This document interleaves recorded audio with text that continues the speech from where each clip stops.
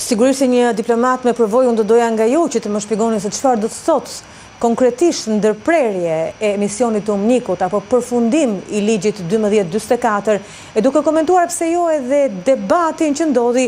mes zonjës Donika Gërvalla dhe Gjurit pikërisht kur në OKB u fol për misionin e Umnikut. Pra, përfundimi i misionit të Umnikut në Kosovë do të nënkuptonte edhe zëvendësimin e rezolutës 1244 në një rezolutë tjetër, dhe unë mendoj se një rezolutë e re e cila zëvendëson rezolutën 1244 do të ishte njohja ndërsjellë mes Kosovës dhe Serbisë dhe rrugtimi i Kosovës drejt antarësimit në OKB në çfarëdo mënyre, qoftë edhe përmes asamblesë së përgjithshme si vëzhguese apo si anëtare përhershme, qoftë mes Këshillit të Sigurimit. Do të ishte pak më vështirë të kaloj Kosovën nëpërmes Këshillit të Sigurimit, meqense aty janë Rusia dhe Kina, të cilat kanë interesat e tyre dhe pa ndonjë marrëveshje me Shtetet e Bashkuara të Amerikës dhe Britaninë e Madhe dhe Francën, do të ishte vështirë që të kalojë nëpërmes Këshillit të Sigurimit. Pra antarësimi i Kosovës në OKB. Mirë po përmes asamblesë së përgjithshme ekzistojnë mundësitë. Ne kemi pasur gjatë historisë raste të ndryshme, Spanja për shembull, e cila së pari ka kaluar në asambletë të përgjithshme si vëzhguese, Gjermania po ashtu dhe pastaj gradualisht janë bindur të gjitha shtetet e asamblesë së përgjithshme dhe me votë pastaj kanë kaluar si anëtarë të përhershme të OKB-s. Është bërë zakon që gjatë seancave të Këshillit të Sigurimit kur raportohet për Kosovën, përfaqësues të Kosovës dhe të Serbisë të kenë përplasje, të cilat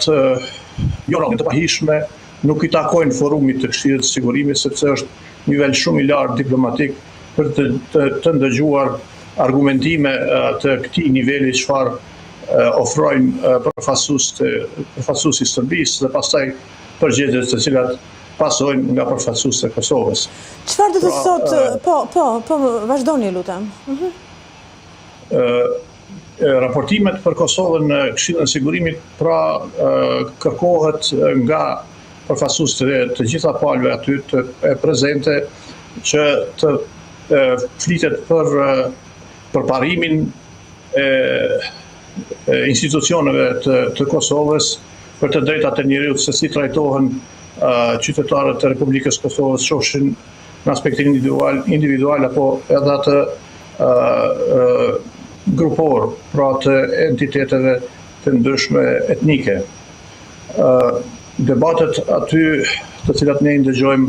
janë kryesisht për nevoja të brendshme, pra si të Kosovës ashtu edhe të Serbisë, të cilat e mbajnë lart tonalitetin e nacionalizmit, i cili është shumë vështirë të shërohen, pra si Serbia, e cila pra vazhdon me nacionalizmin romantik të tyre, dhe pastaj kemi kundërpërgjigjet apo kundërveprimet e Kosovës në anën tjetër. Çfarë do të thotë, si ju përmendet një rezolutë e re, çfarë do të thotë një rezolutë e re nga OKB-ja për Kosovën?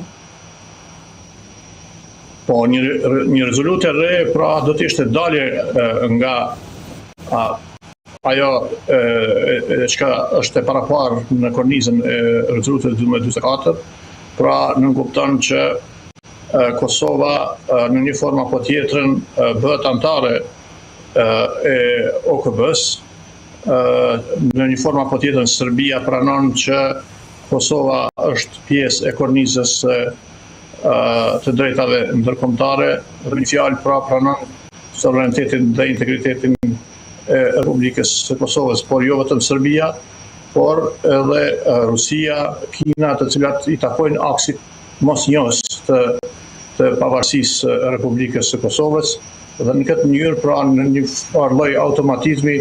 Kosova do të njihet nga të gjitha shtetet anëtare të OKB-s dhe gradualisht do të antarësohet edhe në agjencionet e OKB-s, siç është për shembull UNESCO,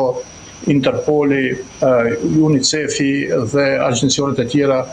të OKB-s. Dhe me një automatizëm tjetër, pastaj Kosova do të futet në arenën ndërkombëtare si antar i barabartë me të gjitha shtetet tjera dhe mund të llogaritet si dikush i cili mund të jetë edhe shtet përkrahës i shteteve tjera sipas interesave që të votohet në asambletë të përgjithshme apo edhe me agjencionet të tjera të OKB-s.